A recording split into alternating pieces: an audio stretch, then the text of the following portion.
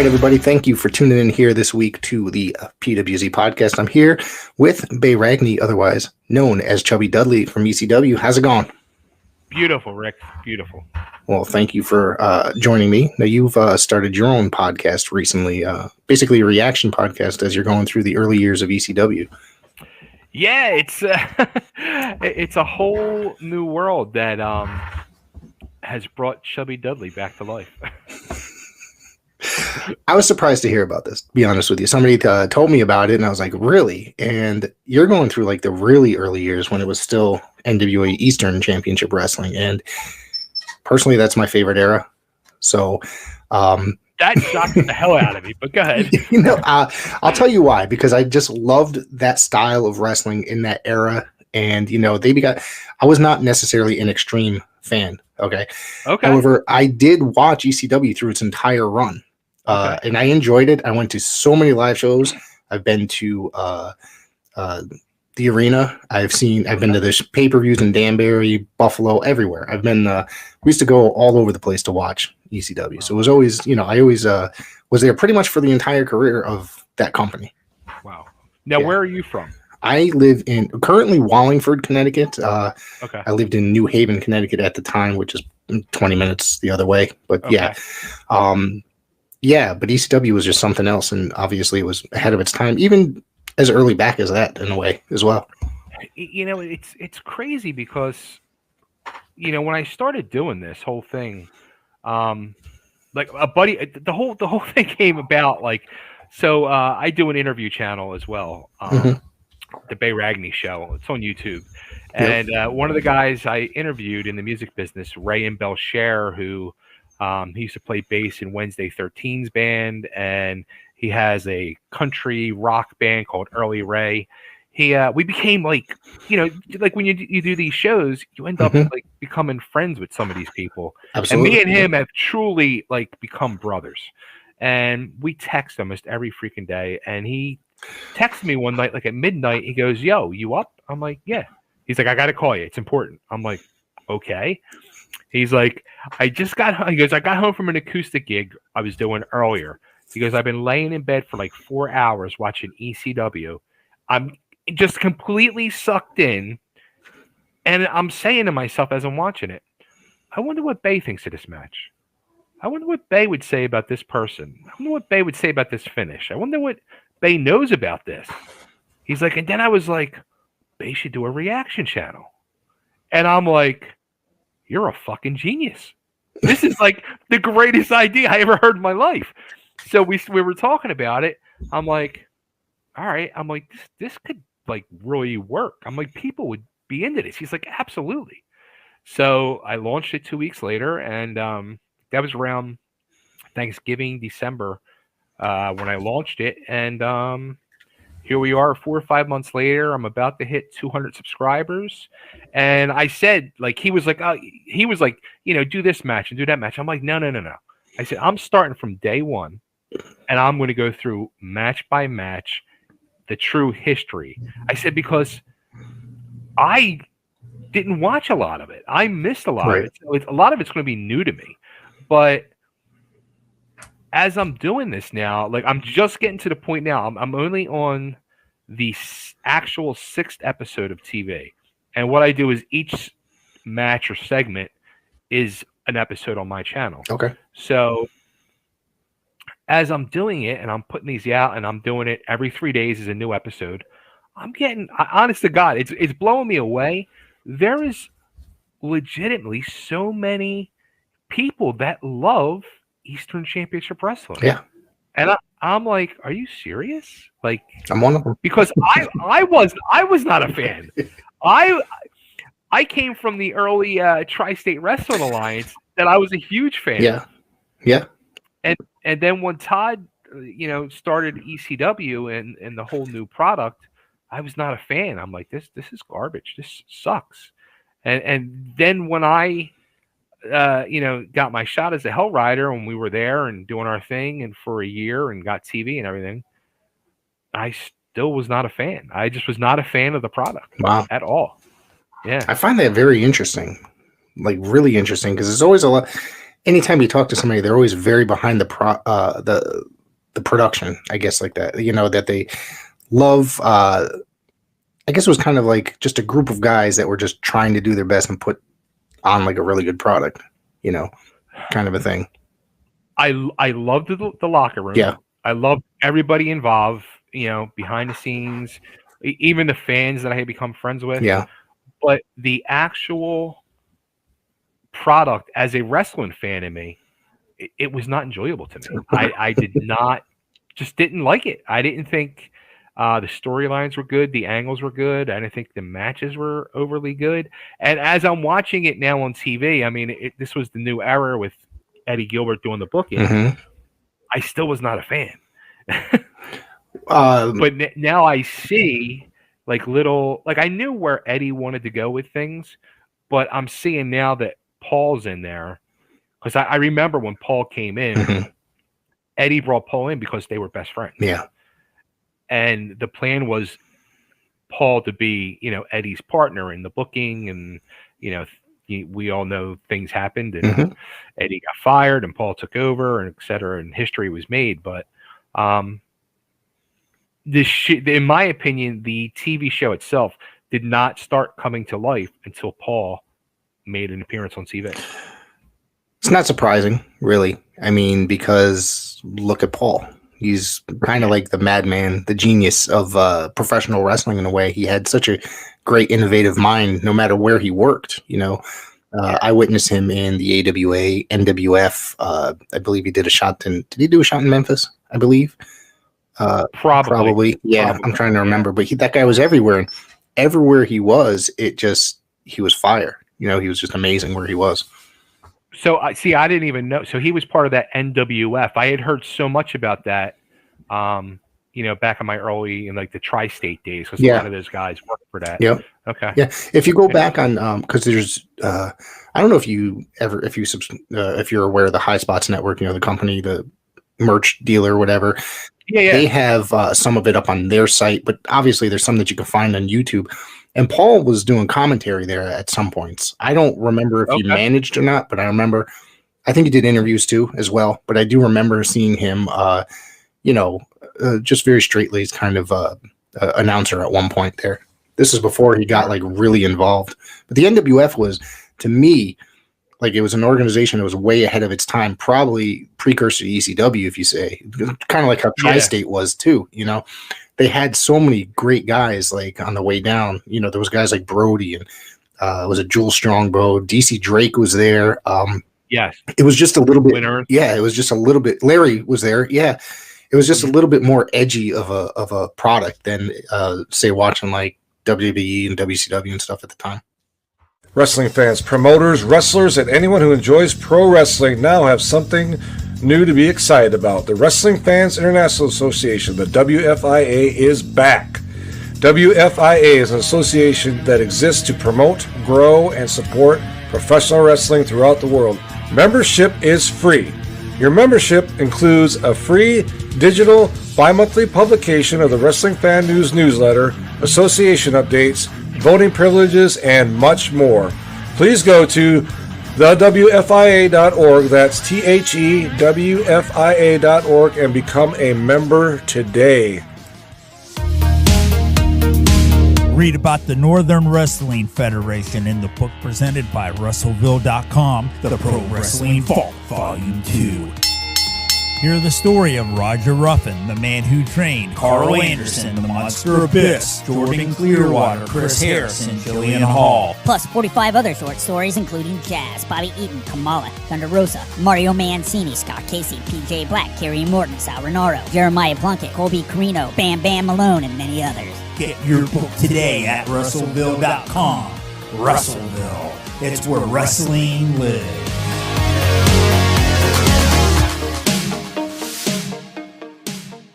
So, tell me about training with Larry Winters and how was that? Larry was just such a good dude. Yeah. He it's funny, like when I think back, I think like Larry was my initial trainer, Larry and Ron Shaw, right, which we talked about before we started recording. And I remember seeing Ron Shaw every week on WWF TV. Yeah. And so Ron was bigger than life to me. And Ron is a big boy. He's probably got a good 4 or 5 inches on me. So I was kind of like taken back by Ron. But Larry was a littler guy. But Larry seemed more like the more in tune guy. Like the one, like he really just, I guess because he was so involved in Tri-State, you know, not only as the head trainer, but as the booker and one of the top guys in the company. So he seemed very, it's more than dedicated, just in tune with everything. And he really seemed to care about the students. I got a genuine feeling that he truly did care. Right. And he didn't like, you know, pull no punches. He was pretty straight up and honest with you. You know, if he felt you could do things and if you couldn't, or if you should be there or not. Right. We're big fans of his over here, by the way, on this podcast. So, but we talked. Who was I talking with? I think I spoke with Ron Shaw. We were talking to him, and we were talking about Larry and his AWA match against Larry Zbyszko, which I don't know if you've ever seen that, where the ring breaks in the middle. No, it's great. It's that's the first time I ever saw Larry Winters, by the way. And then, you know, obviously later on I saw him in NWF and ECW and elsewhere. I think you know, lots of other places. But that must have been really cool to work with him and stuff. And did he bring you into Tri-State? Did you go into Tri-State right from there? So I never got a chance to debut for Tri-State. I was scheduled to debut, and then it was. Goodhart closed up shop 3 weeks before I was scheduled to debut. Okay. And then how long was it before, let's see, like ECW opened up? Probably, what, a year? Maybe? No, right away. Right away. Okay. It literally, Goodhart closed up shop that Saturday morning. Unbeknownst to anybody, he announced on his radio show that it's dead, it's over, goodbye, and he went into hiding. And, you know, all the boys are like on the phone trying to figure like what the hell's going on, trying to get hold of Joel. Joel was not answering his phone. And got a phone call to meet at the Springfield ice skating rink where Bob Artis runs the ice skating rink. And Bob was like, you know, he was like one of the backers in Tri-State. And, Todd Gordon was one of the backers. And they called a meeting with the boys and they announced, you know, no more Joel, no more Tri-State. It's done. It's over. Dead and buried. Joel's in hiding. He's not talking to nobody. We're going to restart. We're going to rebrand. We're now going to be known as Eastern Championship Wrestling. And we'll let you know when the first show is. And I think the first show is, you know, a month or 6 weeks later. Wow. From there, it was pretty quick, and they took over doing the bar shows at the Mike Schmidt's old sports bar. Right. Were you on that first show, or no? No. So what happened was because Todd didn't know me. Okay. So Todd didn't know what I could do. That summer, I got a tryout match, and I got to do my research on this, and I say this all the time. Todd was like the president of a local charity organization, and I forget what the organization was, and it kills me that I forget it. I could still picture doing my tryout match being there, but he would do a like free show at this summer camp for the kids for this organization, and me and my partner HD had got our tryout match there for Todd, and we worked Steve Richards, who I went through wrestling school with, and a guy under a mask named the Delaware Dynamo. And we did our match, and Todd gave us a thumbs up and started booking us on every show after that. No? That wasn't like your first match, was it? What was your earliest match like? That was your first match. That was my very first match, was that tryout match with Todd. Wow. Yeah. So it ended up turning out well. Yeah, because I had never debuted. I was fresh out of wrestling school. And nobody outside of Tri-State knew who I was. Right. So. Was there ever a reason why, Joel? Did it ever come out as to why he just suddenly shut down shop? I don't recall. I'd have to really look into it and Because I don't remember off the top of my head. Money. I figured.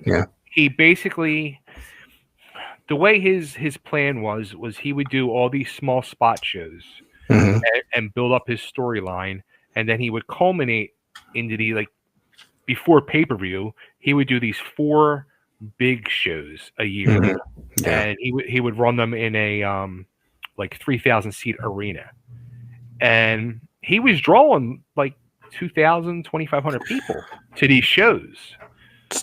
So those were like the Autumn Armageddons and the Summer Sizzlers and those events that I used to have all those on VHS back in the day. Yeah. So that's he was packing them in there, but still he was stacking the cards with so much talent and so much expenses that he was still losing money.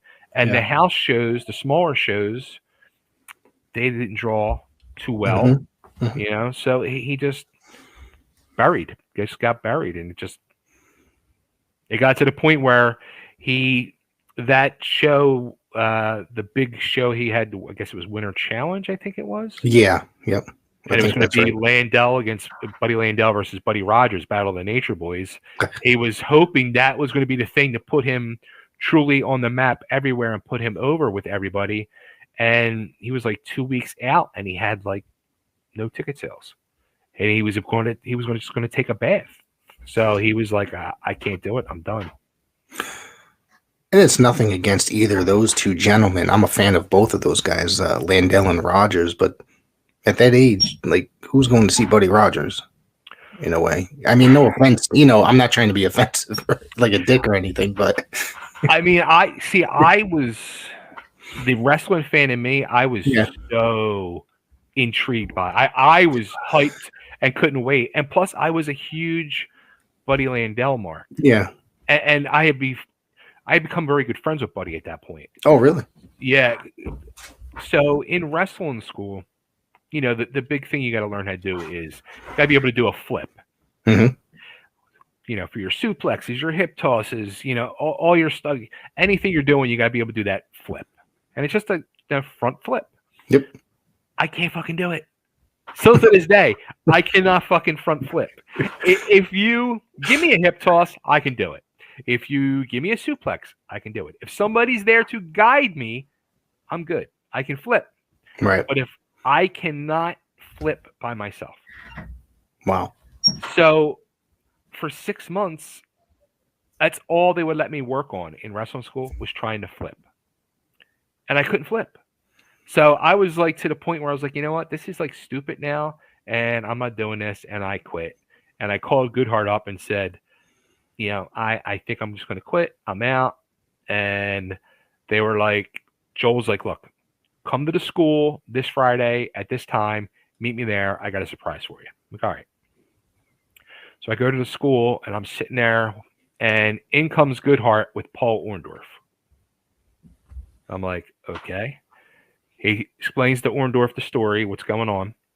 Orndorff's like, all right, get in the ring. So we get in the ring. We lock up, a couple of reversals, blah, blah, blah, blah. He fucking hip tosses me. I go over, and I'll never forget it. I'm laying on the mat. I'm looking up at Paul Orndorff, and he's looking down at me and goes, you know what your problem is, boy? You're too fucking fat.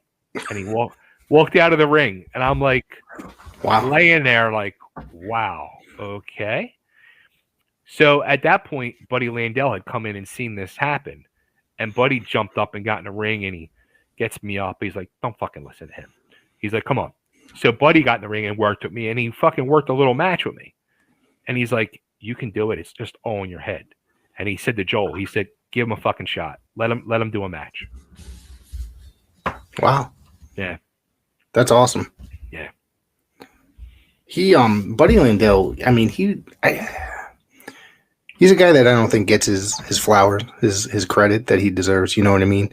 I guess they were supposed to put him and Flair in a program too, during the Crockett years, and that never happened. I don't know if his personal issues affected that or whatnot. When I had started promoting shows when I left ECW initially, mm-hmm. and my plan all along was I wanted to pick up where Goodhart left off and go the right way. Right. Not what Todd was doing, but make it where TWA left off. And I promoted on and off for about 4 or 5 years. And then when I really started going hardcore into it around 2000, I brought Buddy in, and Buddy spent a weekend at my house. And it was a freaking nightmare, because of his demons. Yeah. I dealt with a lot that weekend, and but I also got to really talk to him and spend time with him and learn things. And yeah, I he had a lot of demons, a lot of trouble, a lot of problems, but he was just a good dude, and he knew his problems.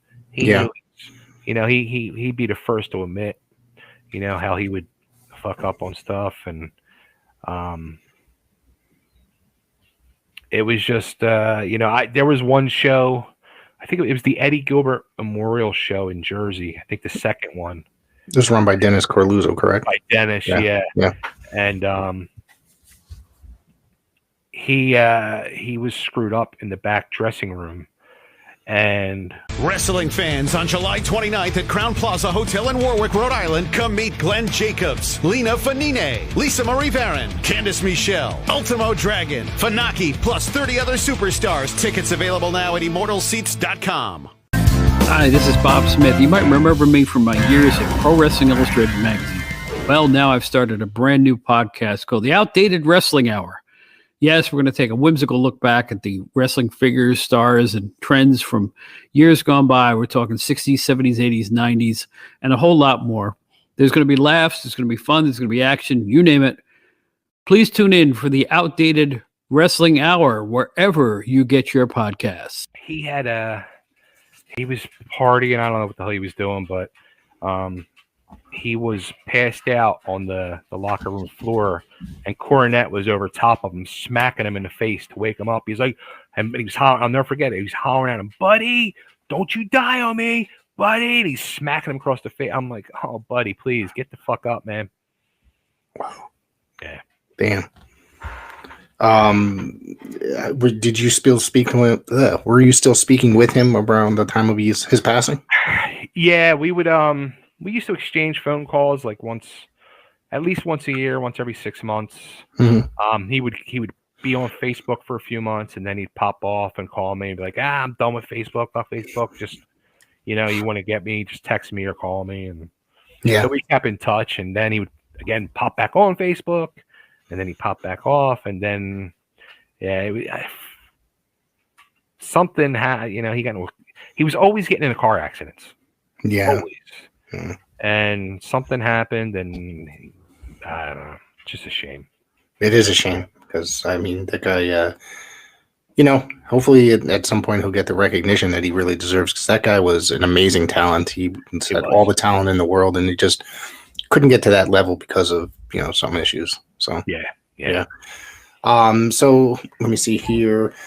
Tell me about working with you guys were with the Hell Riders, correct? It was a tag team? Yeah, so that was my initial. We were in ECW. We were the Hell Riders. I was EZ. He was HD, and it was fun. It was funny because like as I was going through wrestling school, it was always like, well, what's my gimmick going to be? What's my gimmick going to be? And nobody could figure it out. And when that idea started being tossed around, I was like super excited and happy, because my favorite wrestler for the longest time, and probably still to this day, my all-time favorite is Adrian Adonis, and not when he was doing, Adrian with the flower shop. Yeah, it was early Adrian with the biker gimmick and the leather jacket and the hat, and he would have the suitcase. What was it? Good night, Trudy, or something, or Relax with Trudy. Yeah. I mean that, and after he passed away, and I was in the business at that point, and I went back and would watch his matches or get tapes of his matches, he was without a doubt one of the greatest workers of all time. That really don't get credit. I mean, that guy could bump his fucking ass off.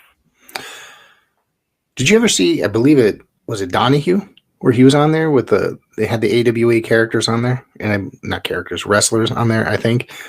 Was it Phil Donahue? It was one of those talk shows, and I believe they had a ring set up, and it was Greg Gagne, and I believe Adrian Adonis had a match in front of the television studio. No. Yeah, I believe it's Adrian Adonis. I want to say that it is. I hope I'm not wrong on air. But either way, I thought it was an amazing matchup because, I like Greg Gagne a lot as well. So I'm a huge AWA fan, like growing up. I believe it was Adrian Adonis and him, and this was like probably a year before he went to WWF, maybe. Interesting. Huh. Yeah. If I find it, I'm going to show it to you because I'm going to definitely show it to you. It's a lot of fun. Yeah. Yeah, it's really cool. So let's see. So what was it like with you were Easy, you said, correct? And then how was the who's the other guy? I'm sorry. So HD was another he was a guy who from the Tri-State Wrestling School as well. Yep. And super, super nice guy. Older guy. He's like 10 years older than me. And everybody used to call him Uncle Pat. He was, I think, he might even have been more than 10 years. He might have been like 12, 13 years older than me because he was like in his early 30s at the time. And I was 20 years old when we debuted. I was 22. Okay. But he such a good dude. And he just was such a wrestling fan and always wanted to try it. And he just wanted to do it for fun. Yeah. So you didn't want him make a career out of it or anything like that? Nah, he had a good job making good money, and he was married, and he wasn't looking to go on the road or anything like that. So that was the only like little problem we had because I was, ready to go. I wanted to do this. So when we started like trying to get other bookings, other places, it became, we were getting some bookings, and then I was like, well, let's try to go here. Let's try to go there. He's like, nah, I don't want to do that. So, but I always find that amazing when people say that they never wanted to do it as a career. They just wanted to do it on like weekends and stuff like that. I'm like, you kind of invest a lot of money in doing this to be just doing it for a hobby. And then to not try to get to that level. You know what I mean? It's just, I've always found that interesting. Like I spoke with Mike Kalua not so long ago, and he said, he just wanted to work the independents. He didn't necessarily want to go, sign with the WWE, WCW and do large tours because he said that he had a family. He'd rather stay close to home where he can go. And he had a really good job as well. So he could just go do shots on the weekends and stuff like that and then be back home for work and with his family throughout the week. So I found that fascinating. Especially a guy like Mike Kalua, who I wouldn't have expected that from him. Yeah, when I was a kid, he was like a huge star to me. You know what I mean? So I just found that fascinating. So, and I think I've seen pictures. He's still working occasionally too. I think. Yeah, I think he works a lot. Like I think it was like 2 months ago. I did an interview with him, and he was awesome. I'm telling you, like he was really good dude, and he was a lot of fun to talk to. And I watched him work for the Savoldis. Obviously, did you ever end up working for the Savoldis? They were around for a little bit. Yeah, they were around. I never got the chance to. Okay, I know there was sometimes a little crossover there before, before they were extinct. Not to say that they were, because I was always a huge fan of the Savoldi territory. Yeah, growing up. Yeah. So, what was it like? Did you have any kind of relationship with Eddie Gilbert, and what was he like while working there? So Eddie, I was helping out behind the scenes with ECW at the time, like doing helping them do promotions of shows.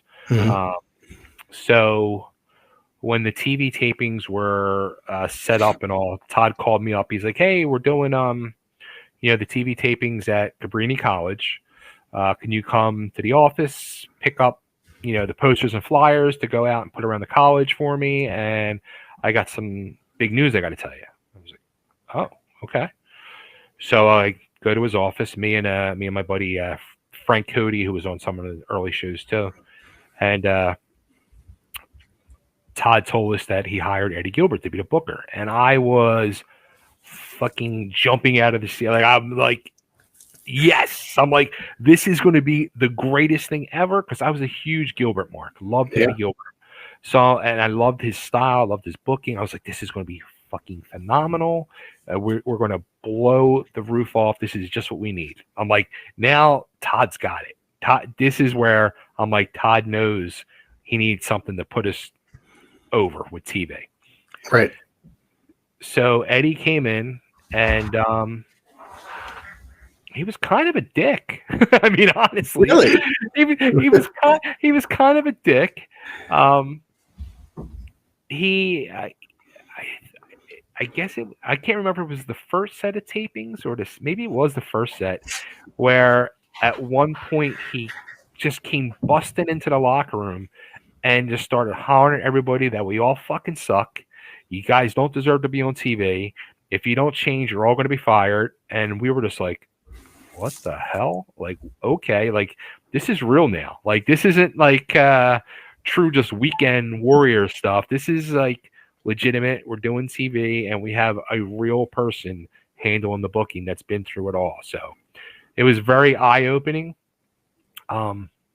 And at the time, being the young green kid in the locker room, I was, kind of not standoffish, but kind of taken back. And when I was let go, I was very angry and bitter. But as time went on, like I totally understood. And especially as I watch these matches and everything now, and I talk about it on all these episodes, like I just keep saying, like for the most part, probably 90% of the locker room was not ready for TV. We were not TV ready or worthy because it's not a good product. The matches are not good. Nothing's cohesive really. It's kind of just a giant cluster. There was a lot of younger talent there at the time mixed in with a lot of the legends that were in there. So it's kind of what it was. Like, should you guys be working with these guys? Kind of a thing. Step it up a bit. We're on national, they're on, I wouldn't say they were on national TV at that point. I mean, I think it was pretty much centralized into the Philadelphia area, right? Yeah. I know, I think we got it on TV up here in 1994, I believe. We got it on the MSG network, actually. Yeah. It was on like 2 a.m. So I used to stay up. I used to work until midnight when I at that time, and then come home and stay up for another 3 hours just to wait so I could watch that every Saturday. Wow. So, yeah. I got to see a lot of firsts there, first time I saw Chris Benoit was there and guys like that, Dean Malenko, and I had seen guys like probably Public Enemy, but before that, but didn't realize it, like Cheetah, when the Cheetah Kid and Mike Durham had several other gimmicks, prior. Let's see. So, how did you become a Dudley? So, like I had mentioned earlier, I went through wrestling school with Steve Richards, and Richards was just brought in doing the gimmick with Raven, and we were still in touch. And he said to me, he goes, "Yo, I got brought back in." He's like, watch it. Look, I want you to see what you think. I want to know what you think, what they're doing with the gimmick and all. And I was like, dude, this is fucking hysterical. This is amazing. Like now I'm like watching it every week to see what he's up to. And I became a fan of ECW now. I finally was like, oh, right, this is fucking good shit. This is awesome. It's when the change was happening, it became a better product. Yeah. Absolutely. Yeah. So then the Dudleys come in. And I remember sitting there like, holy shit, I look like the Dudleys. I could be a Dudley. And Richards calls me. He goes, hey, Raven started this new gimmick, the Dudleys. I said, I saw. He goes, you should be a Dudley. I said the same thing. I think I look just like him. He's like, come out this weekend. I'll introduce you to Paul and see what we can do. I said, all right. So I went and met them at the hotel after the arena show. And I'm in the lobby talking to Richards, and in comes walking Paul. Before either is even say anything, Paul goes, "Oh my God, another fucking Dudley!" Wow. So Richards is like, "This is the guy I was telling you about." And Paul said to me, "Do you have a tie dye?" I said, "No." He said, "Get a tie dye." I said, "Okay." He goes, "What do you want your gimmick to be?" And I always wanted to do like a gorgeous Jimmy Garvin gimmick. And I was like, Studley Dudley, like fluffing my hair up. He's like, yeah, no, that's not going to work.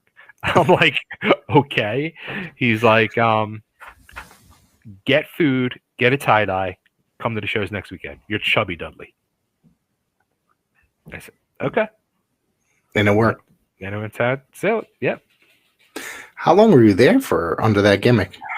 About a year and a half. A year and a half. Okay. What was it like working with all those fellas there? The others, I'm trying to remember all of them. Obviously, we know the two bigger guys. Yeah. It was amazing. It really was. It was a lot of fun. It was. I mean, the whole locker room, the whole experience was just. It just amazing, and I was sitting there, each weekend at these shows, and I just remember sitting there, either if I'm watching the monitor or just talking to people, saying to myself, "This is history being made right now." Like, right. I felt it, and I'm sure the locker room felt it too. There was such a vibe going on that I just knew that this was magic, and I'm blessed and lucky to be here and be part of this wrestling history. From what I understand, you didn't necessarily have a lot of matches during that time period. It was mostly, were you like a sidekick? Sorry, lack of a better term, sidekick in there. You know what I mean? So yeah, like when I was, and it was never discussed. We never talked about anything. It was just show up every weekend and, here's what you're doing. And it was just go out, be part of the sideshow, and take a chair shot. Do this, do that. And that's what I did. And I thought I would get a shot. I kept thinking, all right, they see me come, I'm here. They're going to eventually put me in something. They're going to need me. Somebody's going to get hurt. There's going to be a spot that opens up. They're going to need me. And I mean, I was there before Bubba, and then Bubba came in. I was like, okay. And then Devon came in. I'm like, oh, all right. Well, that's interesting. And then we went a little stretch there. And then Spike came in. And then Spike, the first night, was like, got a match. I'm like, wait a minute here. What the fuck about me? At that point, I'm like, all right, I get it now. Like, I'm not even a consideration. They have no plans to use me. And I guess probably about a month later, I ended up just leaving. I didn't even say nothing. I just left because I was just so frustrated. My partner, Sam. Yeah, there you go. Yeah, so you ended up leaving just on your own. That's nothing else. Yeah. No. Yeah, I just stopped going to the shows. What did you end up doing after that? Where'd you go? So I started. My phone starts ringing because people want to book an ECW guy. Right. So I started doing indie shots every weekend, and I was very, very close and tight with Dennis Carluzzo. Right. And Dennis, booked me on all the shows. Well, that was a no-no because ECW and NWA at that time were bitter enemies. Yep. And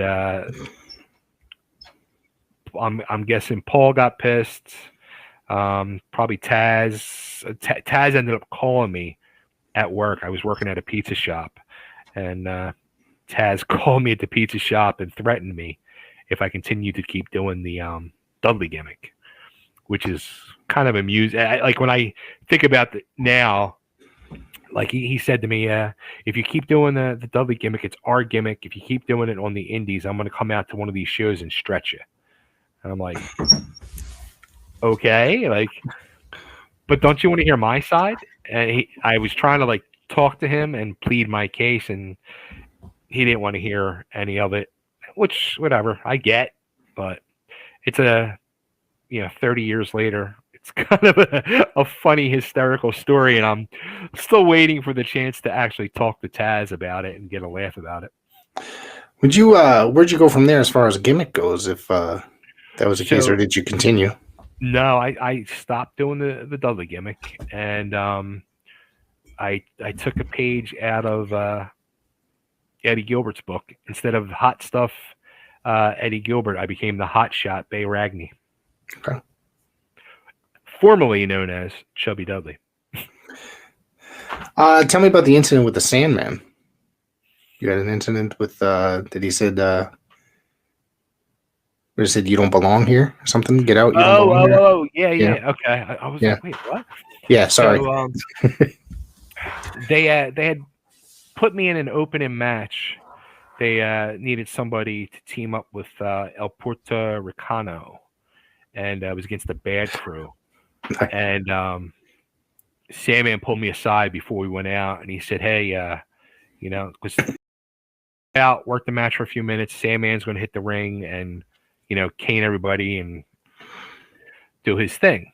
So Hack said to me, he said, "Look, you don't belong out there. You're a Dudley. They're pushing you guys. I'm going to come out. I'm going to hit the ring. Just instantly feed to me. I'll whack you once, powder, and just go back to the dressing room and get out."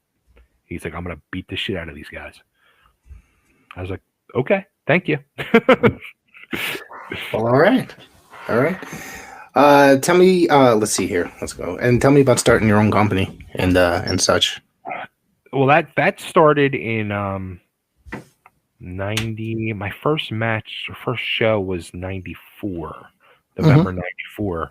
And that all started because, the Hell Riders and 75% of the locker room of the original ECW was kicked to the curb. Right. So we wanted a place to work. We needed a place to work, and we wanted that old TWA style.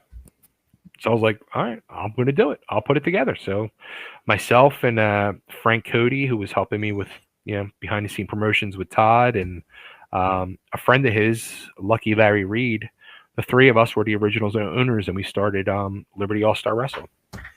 Sounds familiar. We ran shows 94 to 96. And then when I left the business for a couple years and got married and everything, and then I started promoting again in 99 and promoted from 99 to 02. I'm trying to think. There was one member. I'm trying to look it up here. I know he worked as Alexander the Great at one point with a big, tall Dudley. What was his name? I'm trying to remember. I think he wore glasses. Big Dick Dudley? Yeah, that's him. Alex. Yeah. I think he was Alexander the Great when he worked for the Savoldis. That's how I remember him first. That's the first time I'd ever seen him. Do you remember working with him and then have any memories of that guy? He was like a gentle giant. He was like this big dude who, he was legitimately like the true big brother of the Dudleys. Like, he really looked out for us, and that was the thing that always stuck out to me about him, was the total gentle giant vibe, and just a super nice guy who supposedly had been through a lot. and he was, there was one incident. It was one of the first arena weekends that I did, where after the show we would go back to the Travelodge Hotel. That's where everybody would stay and party and all. And he I think he was drunk. Yeah, he was drunk, and he was like, work the gimmick, and he was like coming into the bar and grabbing us and growling and throwing us around, and then he started throwing beer bottles at us and beer bottles at people, and I'm like, what the fuck is going on? Like, yeah, wow. Yeah. Who else ended up working with you guys around that time period that you enjoyed working with? Oh man, Jericho was a lot of fun. Really? Yeah. He always would. Every time I come walking in the locker room, he was always like, Chubby, come here. What food you got? What do you got? He was always stealing my food, especially if I had like cereal or donuts or something. Like, by the time I got out to the ring, it was like half, almost always eaten. And not for me. That's funny. That's hilarious. So Jericho was in there. So let's see. I'm trying to think. Did you work? Did you get to meet Ray at all in there? Was he in there at that time period? Rey Mysterio? Mysterio, yes. Yeah. Ray was a great dude. What was it? Mysterio and Psychosis, when they did those matches when they first came in. I just remember sitting there watching it in the dressing room, being absolutely blown away. I was just like, holy shit, this is a whole nother level now. Go ahead. Yeah. Sorry. I mean, Benoit was there, Guerrero was there, Woman, Austin, McFoley, Pillman. I mean, all them guys came through. Steiners when I first got there. I remember them when they're in there for that. They only worked a couple shots for there, right? I believe. Yeah. And Gangrel was there, I believe, right? Was he the Vampire Warrior at the time? He just coming out of the what the hell was the tag team? He was in that the Brood or whatever? No, it was prior to the Brood. He worked Herb Abrams' promotion. Damn, I can't even think of the name off of the top of my head. Luna was the manager. Let me just look it up real quick here. So I get pictured him under the mask. Yeah, because black mask. I just saw him the other day. I saw an old match of his where he was wearing that mask in WWF as they just called him the Black Phantom instead of as opposed to whatever the tag team was. I'm trying to think here. What the hell? What was the I'm going to look it up. I know because they worked Herb Abrams a lot. He really pushed him to the moon during that era. They were Tri-State Wrestling champs too. Yeah. Yes. Let's see here. I'm gonna have it here in just a second, and it is. I can't find it. Holy crap! Oh wait, the Blackhearts. The Blackhearts. Yes, the Blackhearts. Yep. Yeah. They were an amazing tag team, I thought. But amazing. Yeah, and way before their time. Oh yeah, and the fact that Abrams had them, and he Tri-State had them. I interviewed John Arezzi earlier today. Okay. And we were talking about Abrams and how he gets a lot of kind of flack, got a lot of weird talk, because of his, I guess, uniqueness. Cocaine. Yeah, we'll put it out there. Yeah, no problem. But he did have a vision, and he brought in and gave guys like Foley work, but and put him probably his first actual big push in the United States before going to a ECW or whatever. With TV, yeah, absolutely. Yeah, so it's he did have a vision, and he wasn't necessarily, I guess he was crazy, but not crazy, not as crazy as people think maybe. Look, anybody, this was said to me early on. Anybody that gets into the wrestling business is quote unquote fucking crazy. It takes a lot of dedication. It really does. So if that's the word you want to use, okay. Well, yeah, I get what you're saying. Everybody's a little quirky, I guess you could say, to an extent. So you do this really awesome podcast. Like you said, we talked about it at the top of the show. I want to get back into it a little bit. But you were talking about the Super Destroyers not so long ago, and really putting them over on your podcast. Yeah, it's as I watched them, and we were feuding with them before we got TV. Mm-hmm. So we worked them a handful of times. But now that I'm actually getting to sit and watch these matches, mm-hmm. AJ especially, Doug was he was still kind of green, but AJ was truly a freaking talent. Yeah, he really was. He reminded me of that Adrian Adonis, where very light on his feet, can take these great bumps, and he was a guy, I don't know, he just never got a true chance to shine. Yeah, I thought he was a phenomenal wrestler. I mean, it's funny because when I asked him to be on the podcast, obviously now I don't think I mentioned it. I think I said it off air, but AJ Petruzzi is coming on the show. We're just setting a date, got to finalize a date. But when I started doing all this research, I didn't realize the career that the guy had outside of, what him teaming with Shaw. I think they were the Executioners at one point, and the Super Destroyers, and then his WWF career. He had a really interesting career. His career was really awesome if you really dig deep and find it. And now it made me even more excited to be able to talk to him in the future. Interesting. Yeah, so now I need to go back and research his career. No, I mean, I just he worked in the NWF as well with Ron Shaw as a tag team, and they were the NWF tag team champions. I believe Ron told me that they beat the Fantastics for the titles. So that's pretty. I mean, I think that's pretty kind of a big deal right there. The Fantastics were kind of major players at that time period. Yeah. Amazing tag team. Yeah. So what else do you have going on for your show? Tell me about what you have coming up. So the next episode drops tomorrow. It's every 3 days, new episode. And I forget what the new episode is. I forget what the old episode. They're like all starting to run together because what I do is I'll watch an episode and I'll record the next 5, and then I go back and figure out what I'm going to call them and title them and make thumbnails and all. But and I did like 3 of them last night. I forget which one's which. So, but I'm only. That's all I know is I'm still only on the 6th episode of TV history. So I have a lot to go. I'm looking forward to that because I've been enjoying the podcast. Now tonight I'm going to go watch episode 6 when I get out of here. So just so I know what I'm in store for when I go watch your episode. Have you ever been hit up for like convention appearances or anything like that?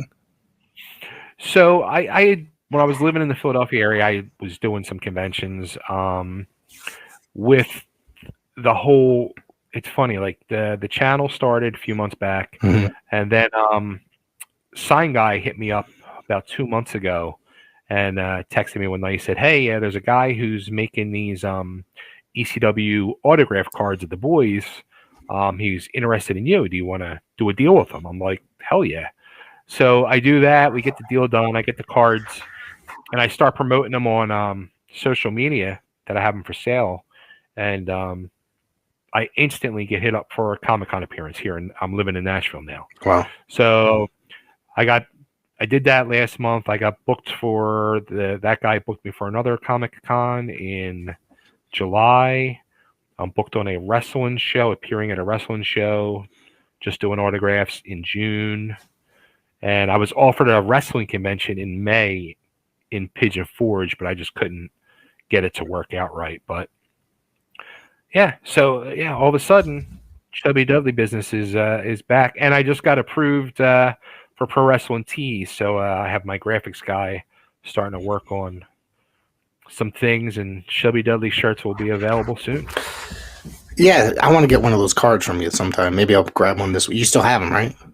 Oh yeah. I have about. They were limited. I think I had 150 total. So I've probably sold about 30 so far. Okay, that'd be a cool piece because I just collect odd stuff, like that. So, and I love cards. It came out nice.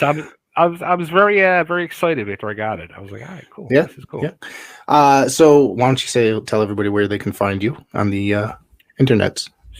So they can go right on YouTube. It's React and Chill with Chubby Dudley. It's at Chubby Dudley Official on YouTube. Because YouTube, they consider themselves to be a social media site now. Yeah. So they can go there. I have a Chubby Dudley official Facebook page, or on Instagram, The Bay Ragni Show. All right. And I want everybody to go check all that stuff out. And don't forget to like, subscribe, share, and get these numbers up there. Get the subscriptions up there. So let's get you to be able to monetize your channel too, as well. I'm sure that would be a lovely thing. Yes, please. Let's do that. I want to thank you so much for joining me today. This was a lot of fun. Thank you, man. I appreciate it. Wrestling fans, promoters, wrestlers, and anyone who enjoys pro wrestling now have something new to be excited about. The Wrestling Fans International Association, the WFIA, is back. WFIA is an association that exists to promote, grow, and support professional wrestling throughout the world. Membership is free. Your membership includes a free digital bi-monthly publication of the Wrestling Fan News newsletter, association updates, voting privileges, and much more. Please go to thewfia.org, that's THEWFIA.org, and become a member today.